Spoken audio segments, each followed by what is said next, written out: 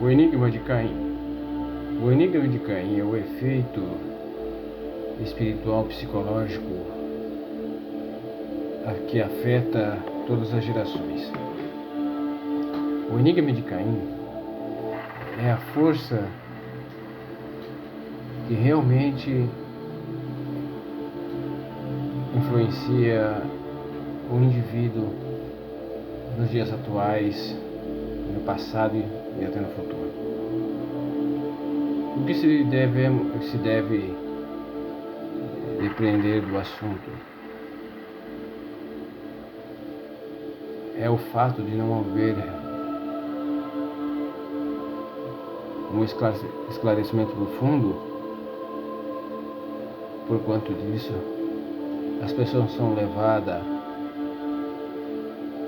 a um buraco de confusões por falta de uma real compreensão sobre Caim e Abel. Na verdade, o que se vê de fato é que as pessoas, ao lerem, ao estudarem as Escrituras, realmente se vê uma clara falta de compreensão da essência e de uma grande falta de esclarecimento, deixando-se passar as entrelinhas. Isso se deve porque quando o indivíduo ele vai estudar as Escrituras, normalmente uma pessoa que está com esses interesses, ele na verdade ele não vai com uma mente científica, ele vai com uma mente religiosa, com uma mentalidade religiosa. Ele não vai com uma mentalidade científica. Exemplo é um investigador que vai investigar um crime. O investigador ele vai procurar realmente saber o culpado e não o que sua mente pode levar a crer, porque ele pode se deixar levar por emoções e por interpretações errôneas e não conseguir realmente encontrar o culpado ou desvendar realmente o crime, o cenário do crime, ou o criminoso, ou os fatos. Porque se o investigador realmente ele não tiver com a mente científica, com profissionalismo em procurar a verdade, ele se deixará seduzir pelo engodo.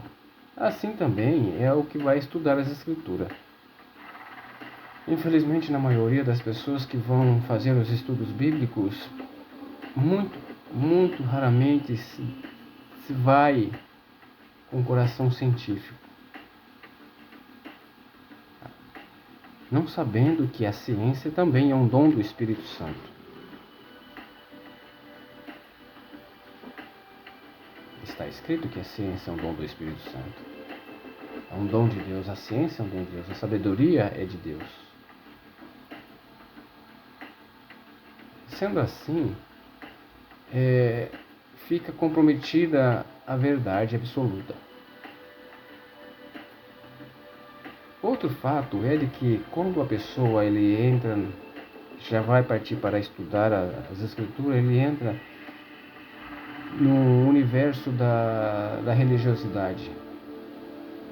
Ele passa a fazer parte de um grupo religioso, de uma instituição religiosa.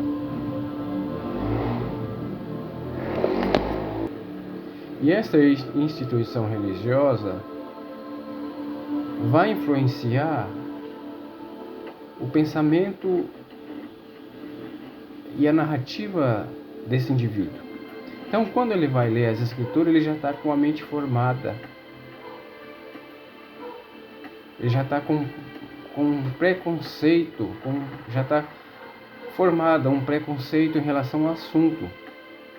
E quando o assunto é Caim e Abel, e quando o assunto é Caim, então quando a pessoa vai às Escrituras, ele já está com a mente estabelecida a solução do crime, a solução do acontecimento.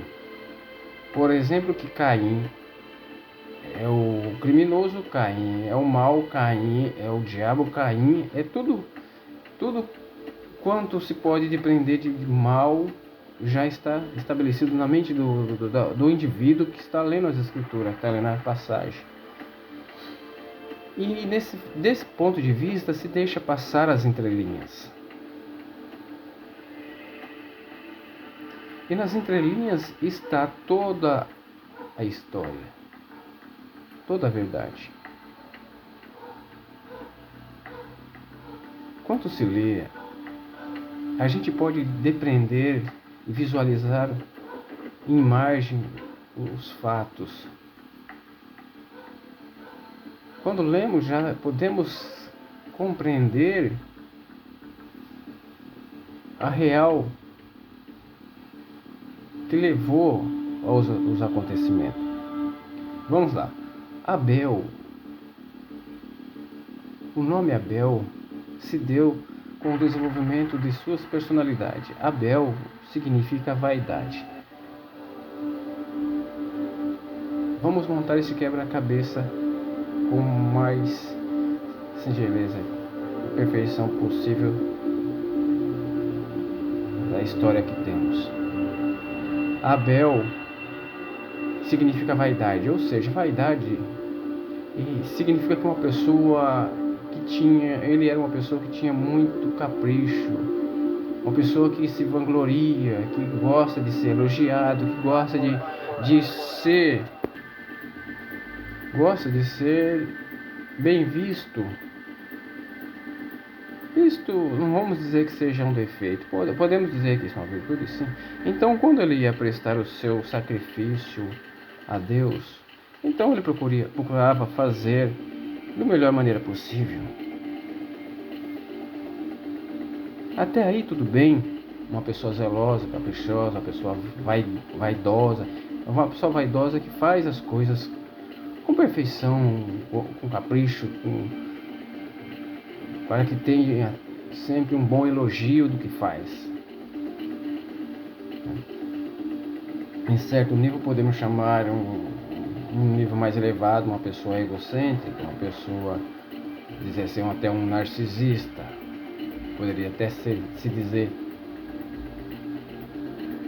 Até aí, nesse ponto de vaidade, de capricho, de zelo, em que ele fazia tudo com zelo, né, e prestava um sacrifício perfeito a Deus, até aí tudo bem.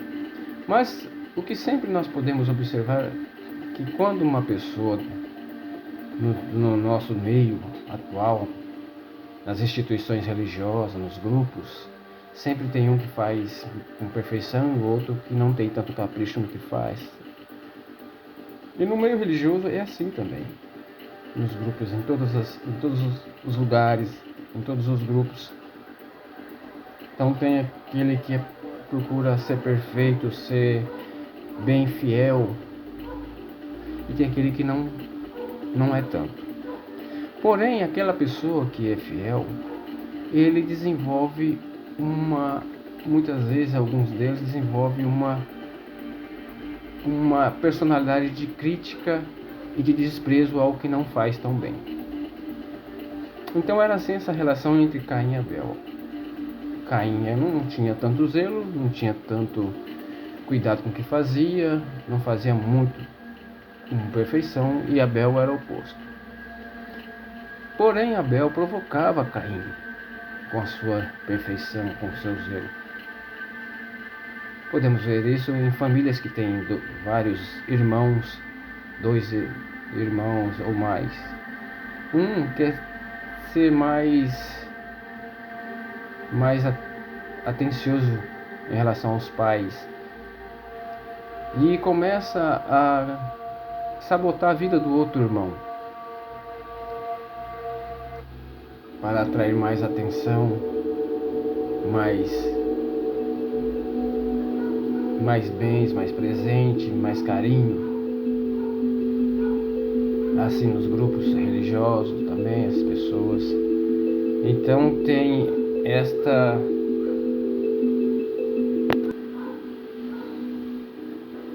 particularidade da personalidade entre Caim e Abel. E a perfeição de Abel, o zelo. Abel usava isso para provocar Caim. Nessa relação entre os dois, com certeza havia discussões, havia desentendimento, como em todos os irmãos há. E pelo fato também de Deus não aceitar, não porque não gostava de Caim, não amava Caim, não é isso. É porque parecia que o que estava sendo muito pesado a Caim, a oferecer aquele sacrifício, e Deus não aceitava, porque Deus também não precisa, Deus tem tudo, Deus é tudo.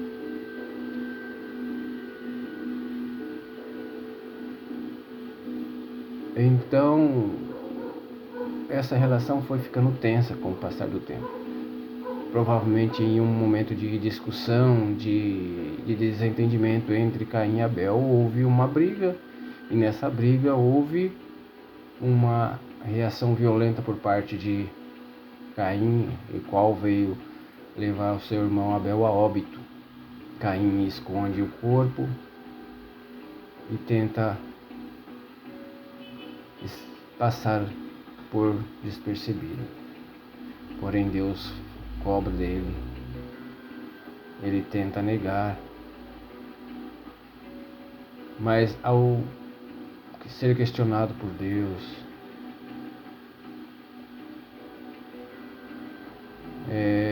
cai a consciência de Caim em si.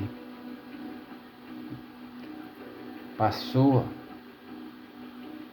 o sentimento da raiva, a embriaguez da ira. Então voltou à lucidez e ele cai em si do que fez. Percebendo o mal que fez, porque ele também amava seu irmão. Porque a mentalidade das pessoas a esse assunto pensa que Caim era um monstro. Mas ele se arrependeu profundamente do que fez, profundamente do que tinha acontecido e de que nunca mais haveria de ver o seu irmão. Então ele, nesse recobramento de consciência, a tomada de sua consciência, na dor profunda que ele sentia da perda do que fez para com seu irmão, ele se auto-amaldiçoou. Ele próprio se amaldiçoou, se sentenciou. E disse que o seu pecado, a sua transgressão, é maior do que poderia ser perdoado, que traduzindo quer dizer suportado. É maior do que poderia ser suportado. Ele não conseguiria jamais suportar o que fez com seu irmão.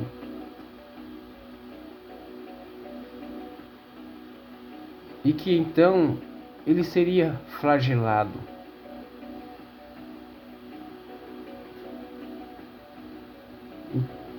Sendo assim, ele se auto-sentenciou. E todo aquele que encontrasse ele faria o mesmo que ele fez com Caim, com Abel. Todo aquele que encontrasse Caim, cruzasse com Caim em seu caminho, faria o mesmo o que Caim fez com Abel, faria com ele. Maltrataria ele e mataria ele, judiaria ele, torturaria e faria todo mal, porque Caim se sentenciou a esse castigo eterno. Porém, Deus, pelo que nós vemos que pelas Escrituras, Deus, ele sentenciou aquele que fizesse mal a Caim. Aquele que ousasse tocar em Caim para fazer mal a Caim, 7 vezes seria punido, 7 vezes seria castigado. Deus não lançou sentença sobre Caim, mas sobre aquele que ousasse tocar em Caim.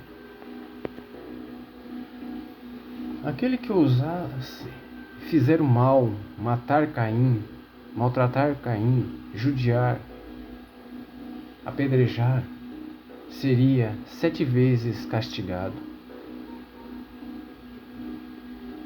É assim que está escrito. Não está escrito de outra forma. Porém, quando as pessoas se dirigem ao personagem Caim, se dirigem com toda malignidade, toda sorte de maldade, de pensamentos e de juízo e de julgo, com pedras, com pau, com toda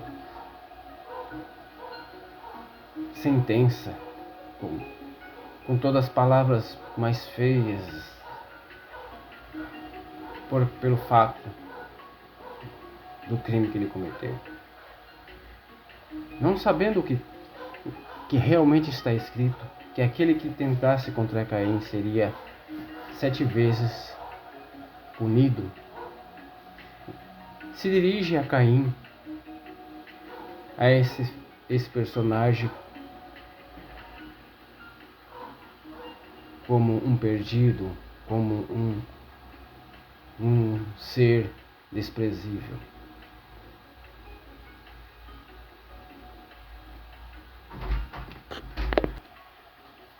Mas o que está escrito? Que aquele que tentasse contra Caim seria 7 vezes castigado.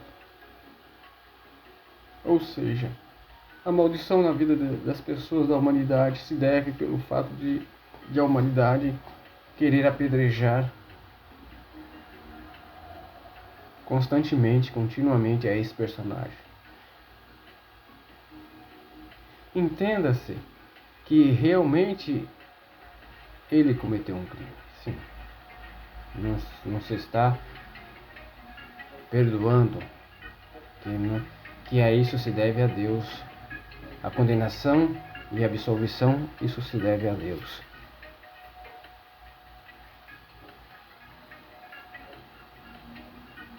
Porque o crime foi cometido contra Deus. Foi cometido contra a criatura, um filho de Deus. Não devemos esquecer que também, como toda a criação é filho de Deus, Caim foi um filho de Deus.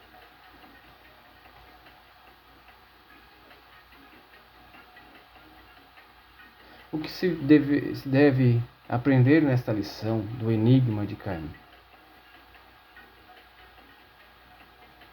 É nos fatos dos nossos dias atuais, hoje, na nossa realidade. É que nós devemos perdoar sempre, porque as pessoas pensam que condenar, sentenciar a um sofrimento uma pessoa que pecou, que errou, que cometeu um mal, que cometeu um crime. Eu vou sentenciar, eu concordo que tem que torturar, que tem que punir e castigar. Acha que isso vai trazer um valor a mais na presença de Deus, que Deus vai ficar contente porque aquela pessoa realmente era do bem, e aquela pessoa, então ele está fazendo justiça e quer fazer justiça e quer castigar o errado. Porém, isso está ao contrário. Deus não se agrada dessa postura de condenação, de juízo, porque a condenação, o juízo e a condenação a Deus pertence. Não devemos jamais concordar com o mal, porque o mal leva ao mal. O caminho do bem leva ao bem. O salário do pecado é a morte. Mas o salário do bem, de se fazer o bem, é vida e vida com abundância. O que nós devemos é trilhar o nosso caminho no bem e não na condenação. porque aquele que faz o juízo, ele faz o juízo para a sua própria condenação. Porque ele julga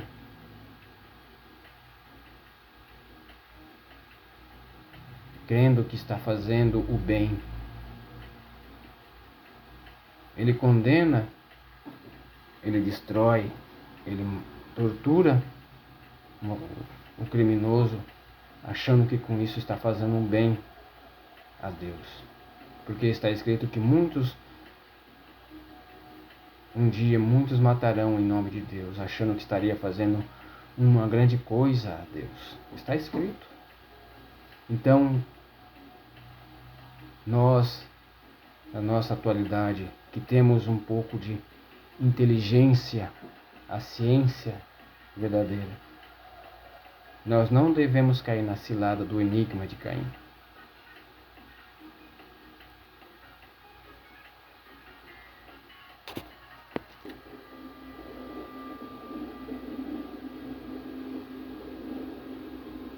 Principalmente quando o crime a qual o indivíduo está sendo acusado não ocorreu de fato. Porque há milhares de pessoas que foram condenadas, foram presas, foram condenadas à prisão, torturadas e até mortas, perderam suas vidas, seus prestígios, sua honra por falsas acusações.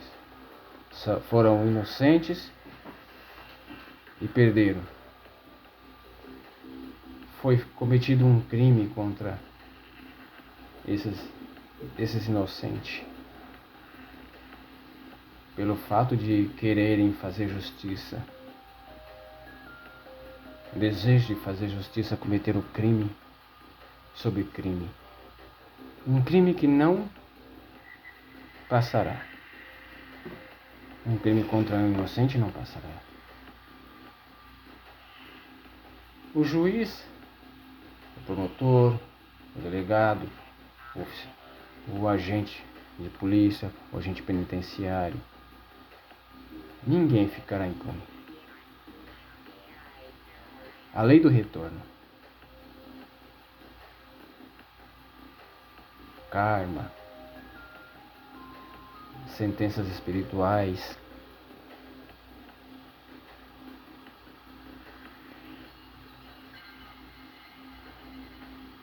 então haverá juízo sobre todos esses males, sobre a vida de um inocente. Uma sociedade corrupta prefere condenar um inocente porque está sendo acusado, uma acusação grave, mas por medo de ficar do lado de um possível inocente, porque vai parecer mal à sociedade ficar do lado de um possível criminoso. Então se condena esse indivíduo, esse inocente, à prisão, à tortura e à morte, simplesmente pelo fato de não quererem parecerem estar do lado de um criminoso, sendo que sim existe possibilidades de ele ser inocente daquela acusação. Entregando o inocente, toda a sociedade comete crime, porque isso está sendo conivente à sociedade, e por isso a sociedade muitas vezes ela paga coletivamente. Paga coletivamente pelo crime contra a inocente.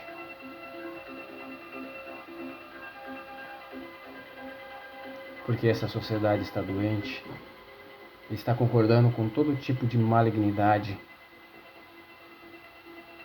e até na hora de fazer justiça comete mais injustiça ainda.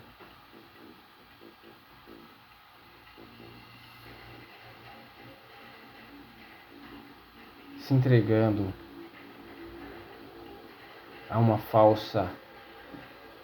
falsa doutrina de honestidade, de pudor, a qual leva os indivíduos inocentes à prisão, à tortura e à morte.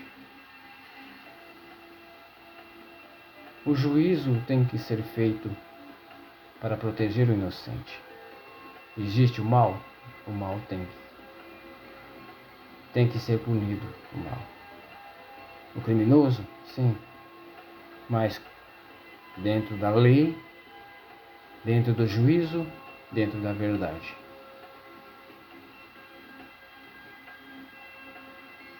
Porque uma falsa acusação está entre os maiores transgressões contra Deus. E não ficará impune.